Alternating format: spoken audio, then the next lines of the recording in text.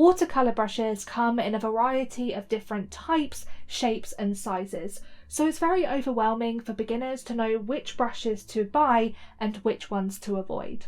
In today's video, we'll be learning how to use watercolor brushes, the different types of watercolor brushes, and the best brushes for you to use.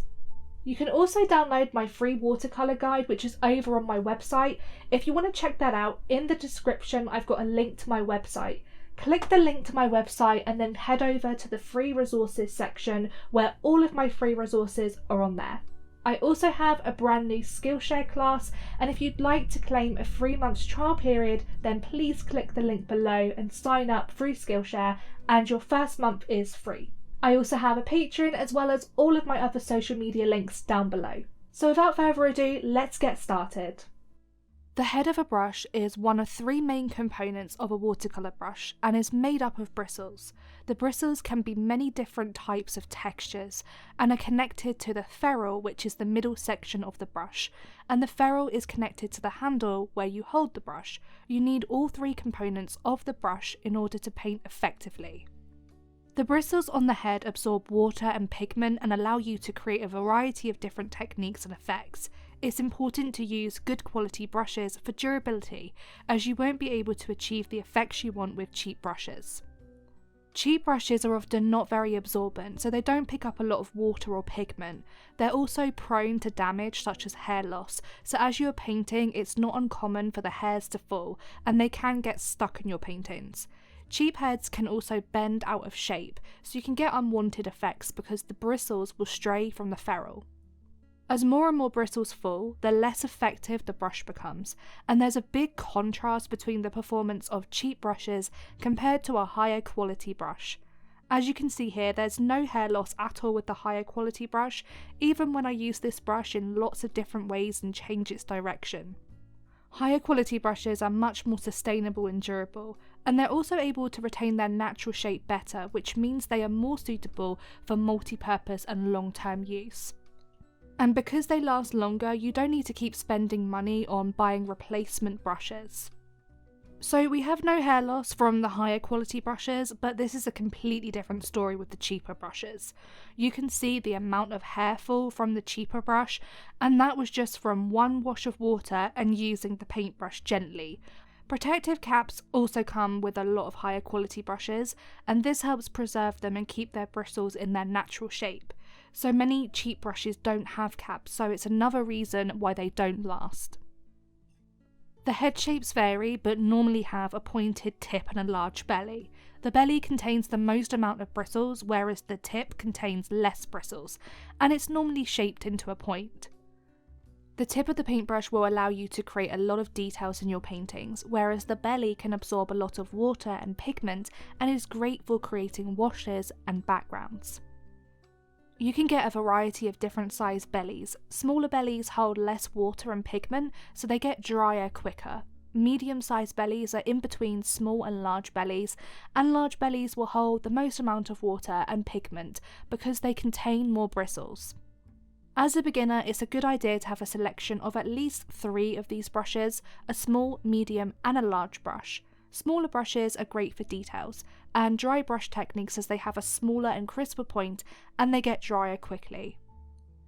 Whereas medium brushes are great for foregrounds as they hold more water and pigment than smaller brushes, but not quite as much as larger brushes.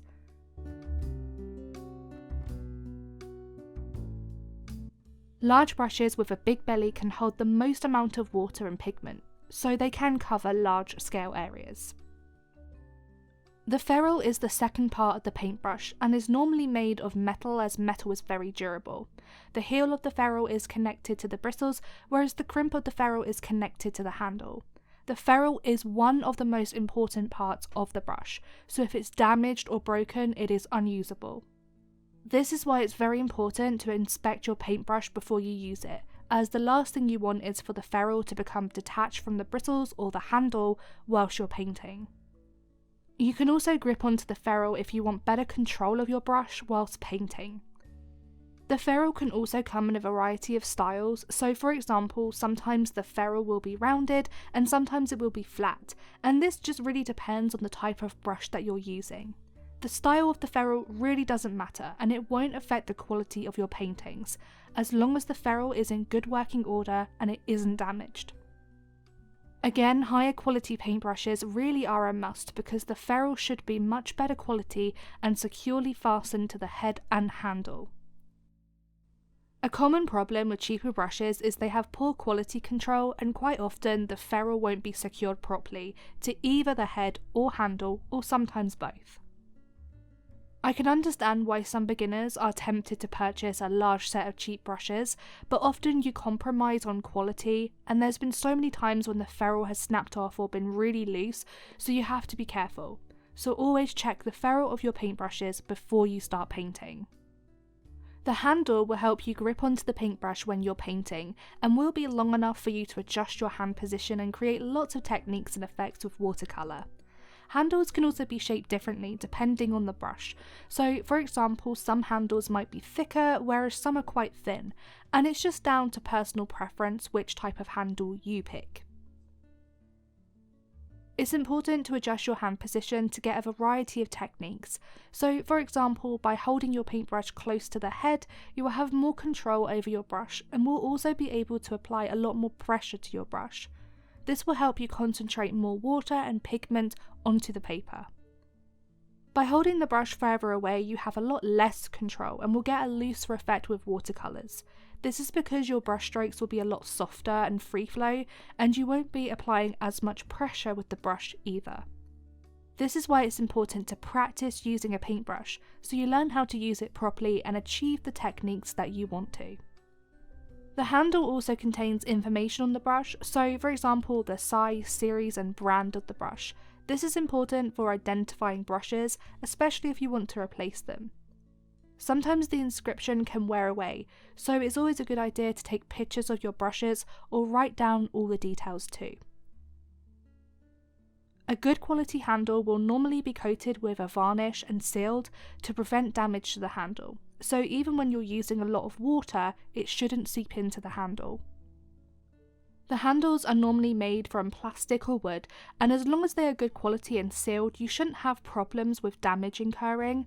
Remember that the head, ferrule and handle all need to be kept in good condition. If just one part of the brush becomes ineffective, then it will be almost impossible to make good use out of your brush. A cheap handle is also normally plastic or wood, but the difference is they're often poorly manufactured with no varnish or sealant to protect them. This can cause a lot of the varnish to chip away, exposing the parts underneath, and if water seeps into the handle, it can detach away from the ferrule, and you'll no longer be able to use the brush. As I mentioned earlier, there are many different types of brushes that will help you create a variety of cool watercolour techniques and effects.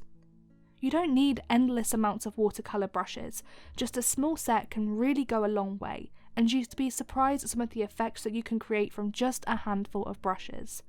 So let's run through some of the most common types of watercolour brushes and what they can be used for. Rounded watercolour brushes are the most common type of brushes, and as a beginner I would recommend having a set of at least 3 of this type of brush in a variety of sizes. These brushes comprise of soft bristles that form a belly, which is the largest part of the head and contains the most water and pigment, and the point of the brush where you can create a lot of details. These are the best all-round watercolour brush, and that is because you can create large-scale paintings, backgrounds and washes with large rounded brushes, and fine details, lines, fur and textures with the small rounded brushes. These brushes are also great for creating a variety of brush strokes and effects, such as dots and drips, and they can also be used for lettering due to their fine tip. If you are limited on what you can buy, then start out with just a couple of these brushes, as they are the most multi-purpose. But of course, it's best to spend your money on a couple of good quality brushes than cheaper brushes that will not give you good results and won't last. Flat brushes have a flat head and a flat ferrule, and they come in a variety of different sizes. Short flat brushes have short and wider bristles, so they hold less water but allow you to have more control over the paint. Long flat brushes have long and narrow bristles, so they hold more water. Good quality bristles also retain their flat shape, whereas cheaper brushes have bristles that stray and can't create crisp details. Flat brushes are great for creating crisp, clear details such as thin lines and different textures. I like using these brushes in illustrations or for creating textures such as grass, and this is because they will create consistent lines and brush strokes that mimic these textures. These brushes can also be used to create flat washes, colour glazing, and different patterns. And one of my favourite effects I create with these brushes is a splatter effect, especially galaxy paintings or starry skies. I would definitely recommend purchasing at least one flat brush if you can, as you can create so many effects with them.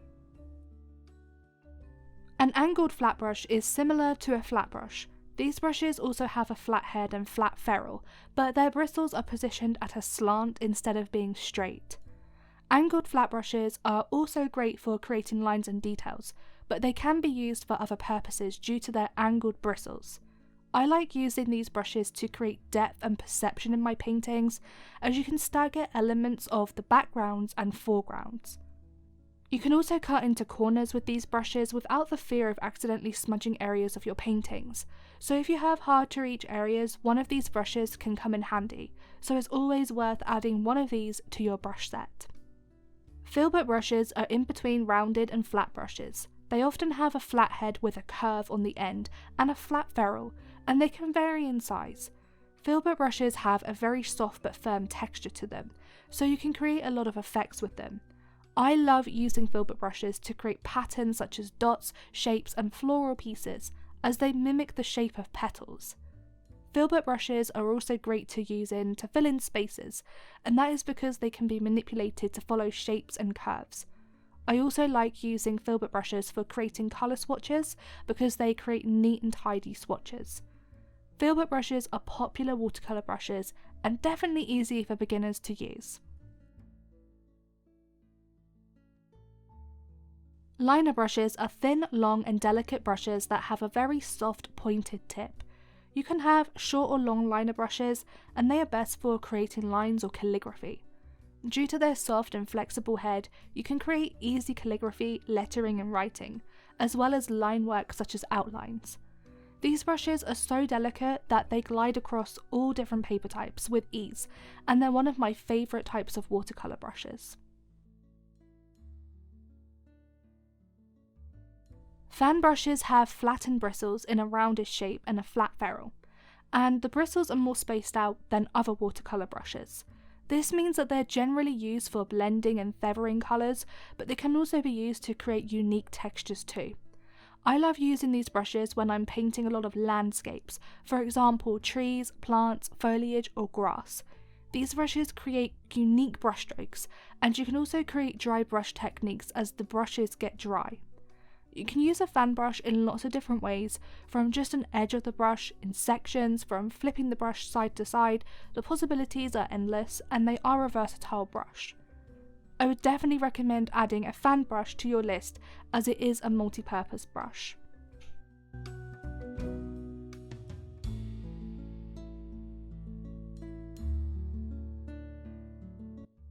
Mop brushes are one of the largest watercolour brushes on the market, and these brushes are best used for large-scale paintings. That is because they can cover a large surface area very quickly, and they will hold much more water and pigment than a smaller brush. A smaller brush holds less water and pigment, but it will also take much longer to cover large surface areas. Mop brushes also create smooth, subtle washes and transitions of colour, and that is because it's easier to create consistent blending with a large brush than a smaller brush. You will get much smoother results with a mop brush when creating backgrounds than a smaller brush, because a smaller brush holds less water and pigment, and certain areas will start drying quicker than new layers of paint being added.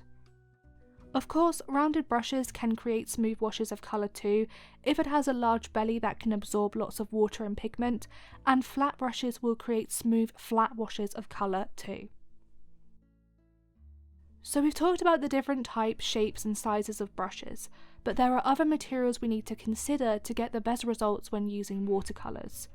We have mentioned that often cheap brushes won't give us good results and are not durable, but sometimes cheap brushes can come in handy and be used to create unique textures. You can use cheap watercolour brushes to create certain techniques and effects. For example, I use a lot of cheap brushes when I'm creating landscapes such as forests, and that's because the rough bristles can be used to mimic the textures of trees. Sometimes it can be hard to create lots of textures with soft, delicate brushes, so if you have any cheap brushes laying around, don't throw them out because you never know when they might come in handy. It's best to spend the majority of your budget on good quality brushes, but it doesn't hurt to have a small selection of cheaper brushes too. Cheap watercolour brushes can also be used to apply masking fluid to your paintings, because masking fluid can ruin good brushes. So my advice would be to make use of cheap brushes when they are needed, but preserve your best quality brushes for more delicate paintings. Even if you start with 3 good quality brushes, I promise you it's worth it because they will be well made, durable and give you good results. Aside from watercolour brushes, it's also worth noting that the type of paper you use can affect the saturation, vibrancy and stability of paints. You don't want to use paper that is unsuitable for watercolours because you'll not get good results, even if you are using high quality paints. My advice would be to test your watercolours on different papers to see which one gives the best results, and always use watercolour paper with a minimum thickness of £140 or 300 GSM. I really hope that you enjoyed today's video and you found it helpful as well. If you did, please do hit that subscribe button and turn the notification bell on as well, because it really does mean so much to me and my channel. And don't forget to check out all of the links down below in the description. Thanks for watching, guys. See you soon.